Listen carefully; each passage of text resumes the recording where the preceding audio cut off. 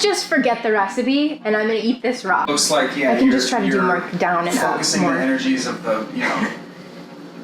Yeah, you do. You look like you're Sub-Zero and you're spawning a blizzard. Welcome back to Plants Not Plastic. I'm Nikita, and I create delicious, inexpensive, simple, and healthy recipes that you can recreate in your own kitchen. Today, I am bringing you my Anaheim chili recipe, which is named after the Anaheim pepper, which, you guessed it, is named after the city of Anaheim. Anaheim peppers are a very mild heat. They're low on the Scoville scale, and they have a really nice, smoky, sweet, and tangy flavor when they're cooked. When I make this recipe, I use 5 types of beans, the Anaheims, and a variety of other peppers, but it can be just as good with 1 type of bean and the Anaheims because they are where it gets its unique flavor. This is an extremely forgiving recipe. I'll share some more information about that at the end of the video, along with some high-level nutrition facts. If you want all the details though, you can go to my website, PlantsNotPlastic.com, where I'll have the full recipe along with the nutrition label that links out to Chronometer.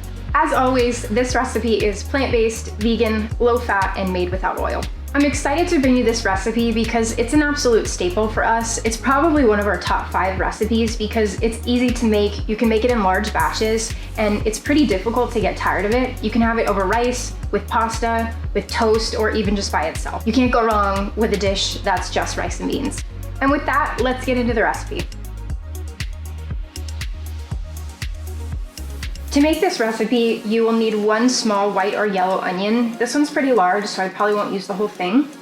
And then you need 3 cloves of garlic, 3 Anaheim peppers. I typically use 6 Roma tomatoes, but they didn't have them at the store, so I'm just using 4 vine tomatoes, 5 tablespoons of chili powder, and then 5 15-ounce cans of beans. You can use any type that you want. I'm using 5, and they're garbanzo, pinto, kidney, white, and black. This is pretty much all you need to make the recipe, but when I make it, I tend to add some more stuff to it, and that's 2 cups of corn, about a tablespoon of cayenne because I like food really spicy, and then to add even more spice to it, I actually add 3 different types of peppers. I add 1 jalapeno, 1 serrano, and 1 habanero. And then you just do black pepper to taste. The first thing you want to do is prep all of your ingredients before you start cooking. So I'm gonna dice my tomatoes, my onion, chop my peppers, and mince my garlic. I finished with all my prep, and what I like to do is actually set things up based on how I'm going to put them in as I'm cooking them. So in a large bowl here, I have the onions, the garlic, and all the peppers. In another, I have the tomato. I have the corn in another, and then for the beans, I just open the can. I drain the white and the kidney beans and then reserve the liquid for the black, the pinto, and the garbanzo. All right, so to make this chili, you want a large pot and a wooden spatula. You're going to start on a medium-high heat. You're going to take your onions, garlic, and peppers and put them into your pan. Since I have a lot of veggies here, I've actually turned it up to a high heat. If it starts to like sizzle too much or go a little bit crazy, I may turn it down a little bit, but you definitely want to get them cooking. I would say that if you're concerned about not being able to control the rate at which your vegetables are cooking, definitely go with a lower heat. It'll just mean that it takes a little bit longer, but you'll have more control. As it starts to sizzle, every couple minutes, I'm just gonna stir what's in here. Make sure nothing is sticking to the bottom. Keep everything moving.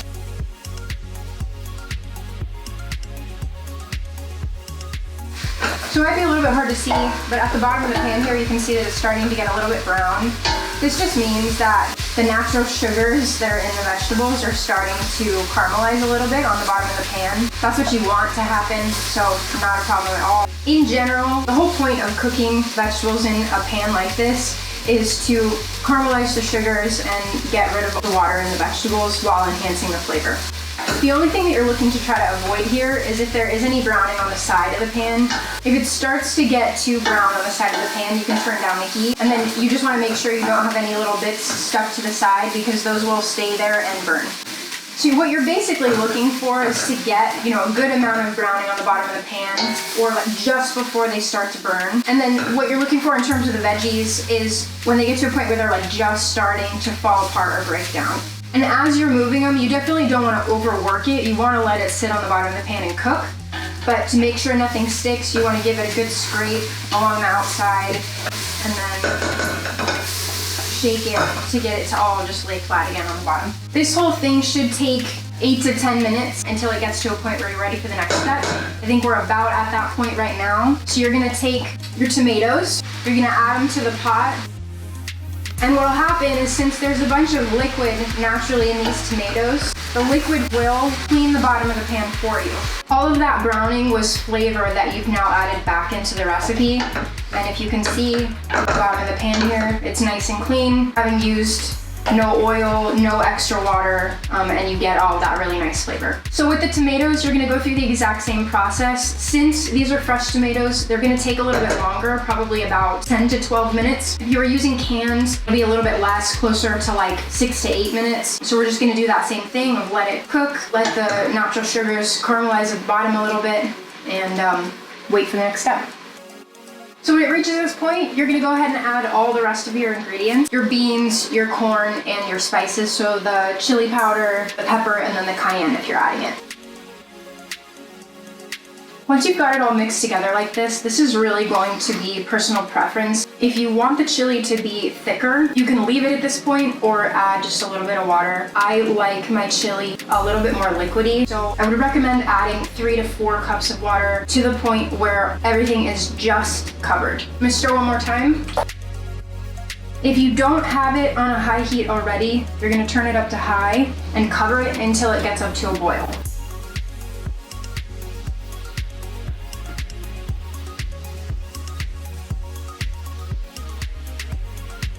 Now that it's gotten up to a boil, this again is going to be up to you. You can leave the lid off or on depending on how liquidy you want it to be. When it's reached this boil, you're going to reduce it to a simmer and let it cook for 30 minutes.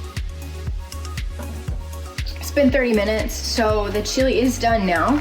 You can actually see from the line, maybe you can't see.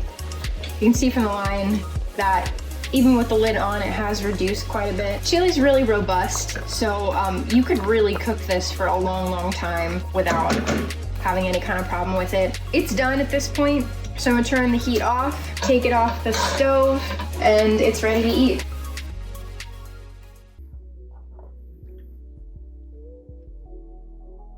It's really hot.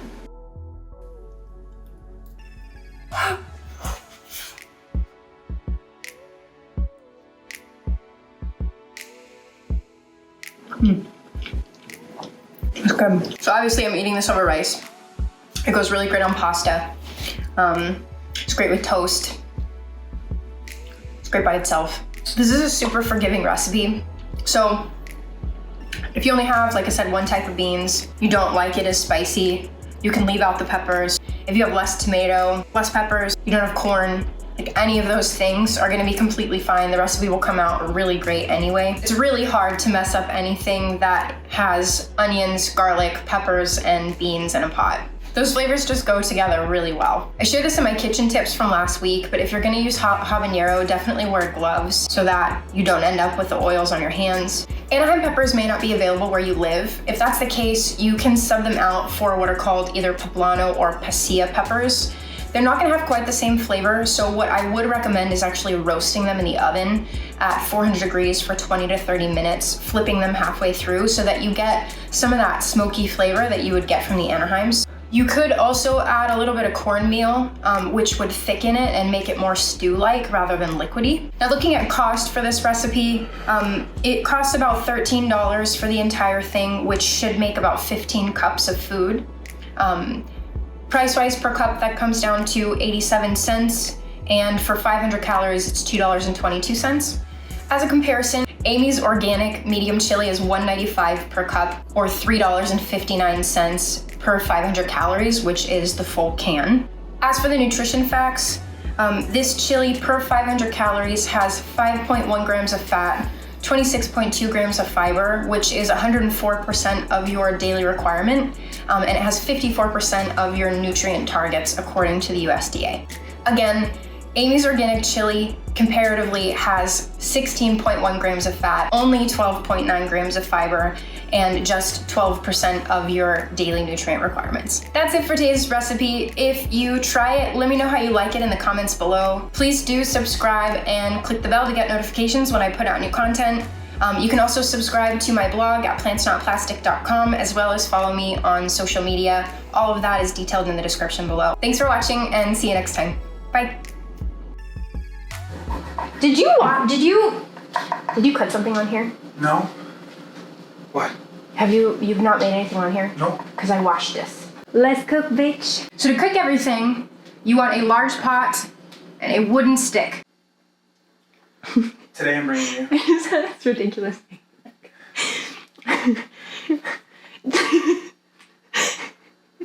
Today I am bringing you my Anaheim chili recipe, which is named after its primary ingredient. You guessed it. Something's good.